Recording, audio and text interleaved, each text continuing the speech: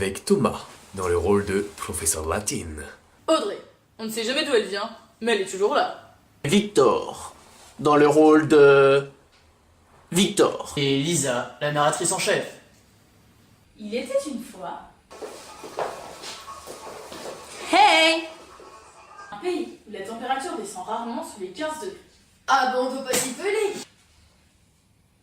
5e pays le plus vaste du monde, le Brésil est la 8e puissance économique mondiale et a pour capitale Brasilia, sa 4e plus grande ville en termes de population. Derrière Sao Paulo, Rio de Janeiro et Salvador da Bahia. Un pays où le foot est le sport emblématique. Le pays est en pleurs, terrassé par ces bouffeurs de saucisses de Francfort, avec des buts notamment de Klose, de Müller. On s'en fout. Grave!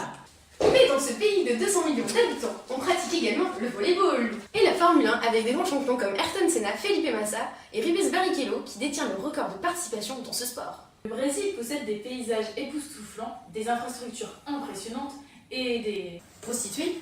À cela près que la prostitution est légale au Brésil et qu'elles sont 2000 filles de joie à pratiquer une passe entre 2 et 20 euros, soit entre 5 et 50 réels brésiliens. lieux insolites.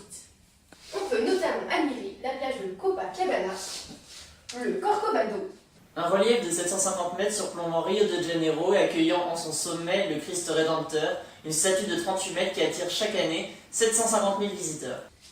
et la forêt amazonienne dont 63% de la superficie se situe au Brésil. Le Cercos de la Paz, ancien aqueduc devenu viaduc, haut de 64 mètres et long de 270. Mais vous pouvez aussi visiter le parc national de la Tijuca, situé à Rio de Janeiro, et qui est la plus grande forêt urbaine au monde.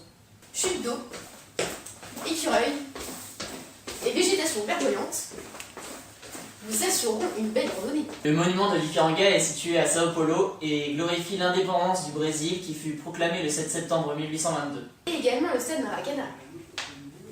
Le stade Maracana pouvait détenir à ses débuts jusqu'à 200 000 personnes et détenait ainsi le record mondial de capacité. Après maintes rénovations, il ne peut plus accueillir que 78 838 personnes et ses prix ne cessent de s'envoler. J'en ai marre.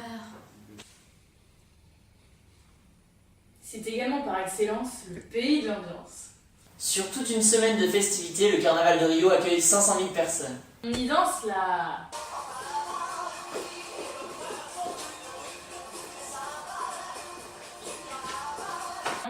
la capoeira. On y écoute Michel Tello, Gilberto Gil, le roi de la bossa nova, un style musical brésilien croisant le jazz et la samba. Economia. Mia. Mais non, Victor, au Brésil on parle portugais. Haha. Ah ouais? Au Brésil, depuis 2009, si un détenu lit un livre, il réduit automatiquement sa peine de prison de 4 jours. Les détenus peuvent ainsi lire jusqu'à 12 livres par an, ce qui correspond à une réduction de peine de 48 jours. Et un pays, à l'image de l'homme, possède ses phases de lumière, mais également ses phases d'ombre.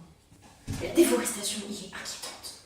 C'est le 5e plus grand émetteur de gaz à effet de serre au monde. En 2013, une ONG a recensé 312 meurtres d'homosexuels, transsexuels et travestis au Brésil.